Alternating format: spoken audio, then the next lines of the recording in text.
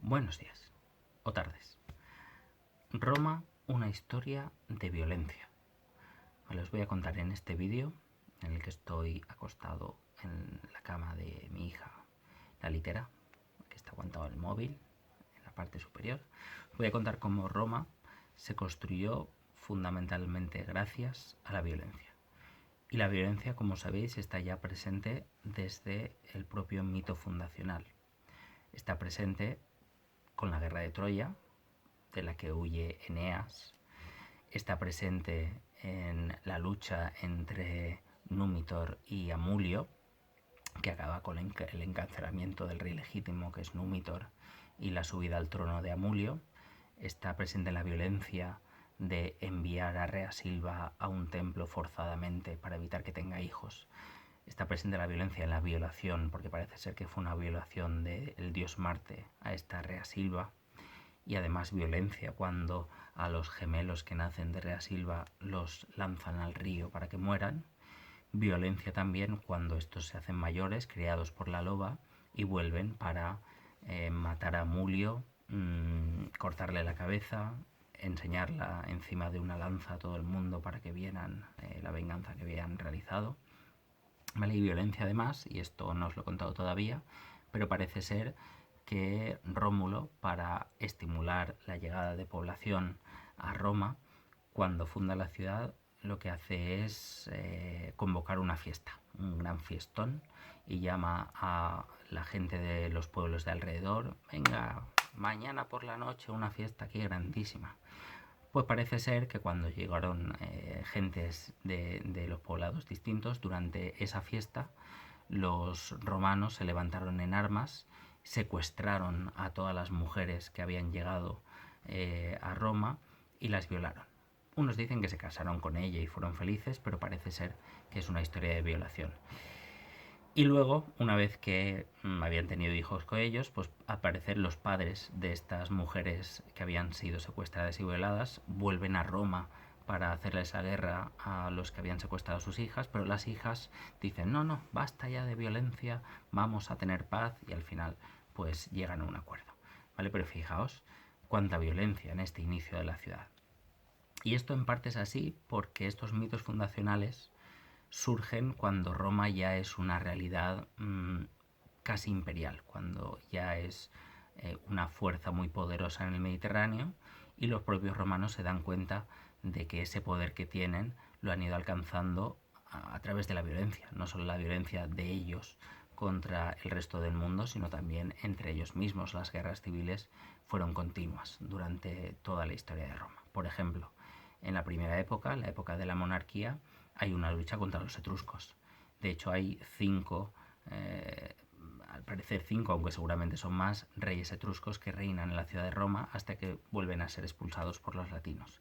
Y durante esos reinados hubo un montón de luchas internas y un montón de violencia y acusaciones y culpabilizaciones, y además se sentenciaron a muerte a mucha gente.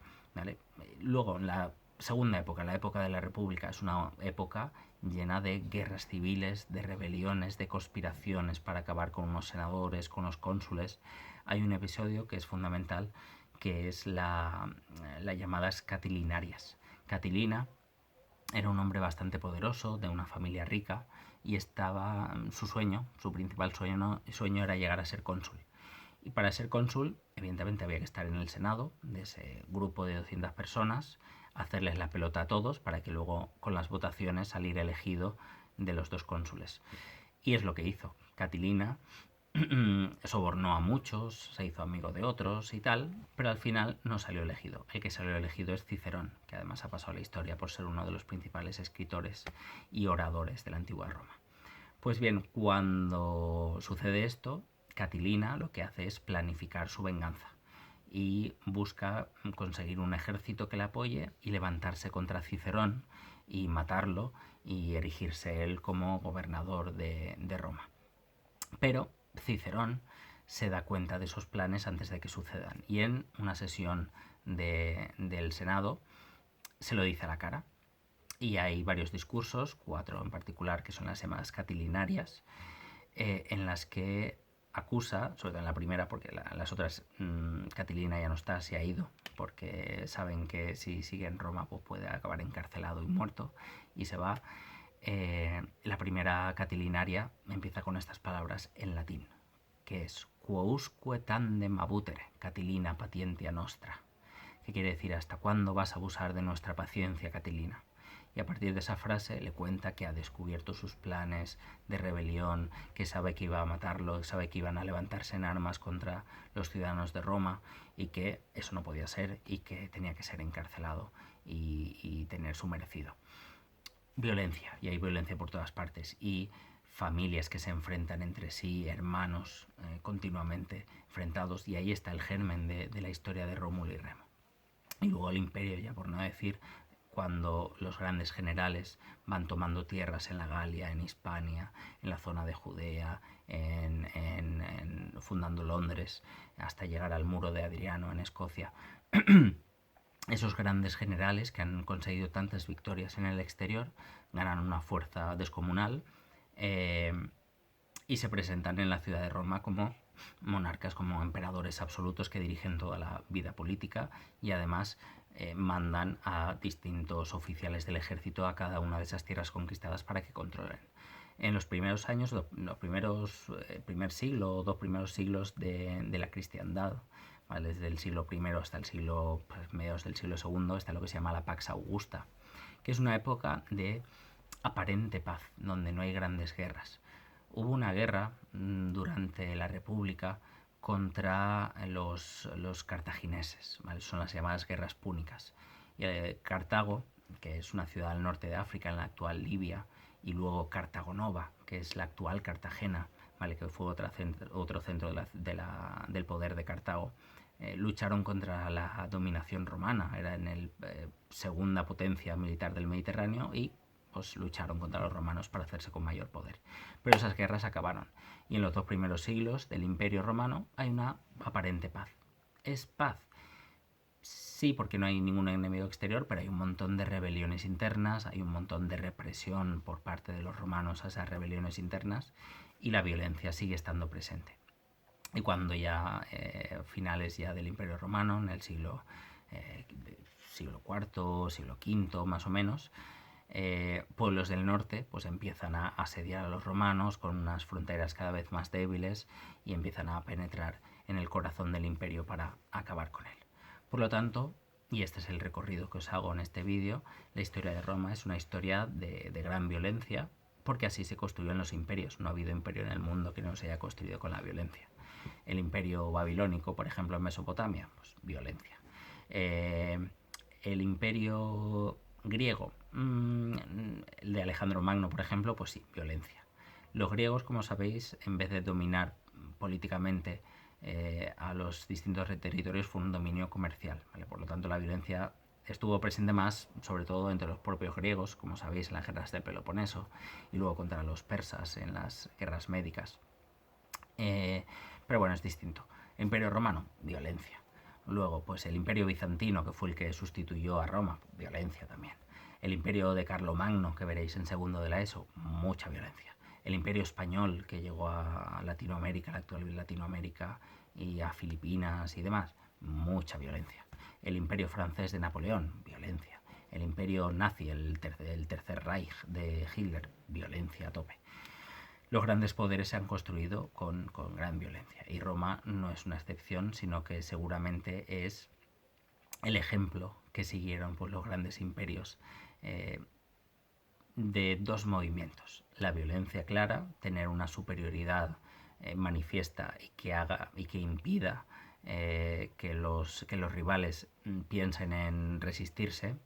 Claro, si yo sé que un país tiene una bomba nuclear y yo no la tengo, pues no me voy a enfrentar a ese país porque sé que me va a lanzar la bomba si me pongo farruco y me mata. Pues no me levanto contra él, le digo, oye, pues conquístame, yo paz, bandera blanca. ¿Vale? Eso es Roma. Roma es tener un poder tan claro y tan evidente que no tenga rivales. Y por otra parte, aparte de esa violencia explícita, luego hay un movimiento de consolidación del poder a través de el amor, iba a decir. En parte sí.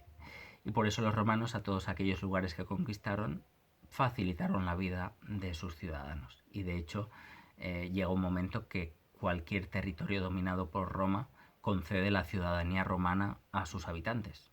Y no importa si estaba en Londres, que si estaba en Jerusalén, que si estaba en el norte de África, eran ciudadanos romanos. Las palabras SPQR, Senatus Populus Quo Romanus, que daban la condición de romanos a todos aquellos que estaban bajo el dominio romano. Y en esos lugares se hacían grandes infraestructuras, los acueductos, los cultivos, ¿vale? Los puentes para hacer grandes caminos, la comunicación, los mercados.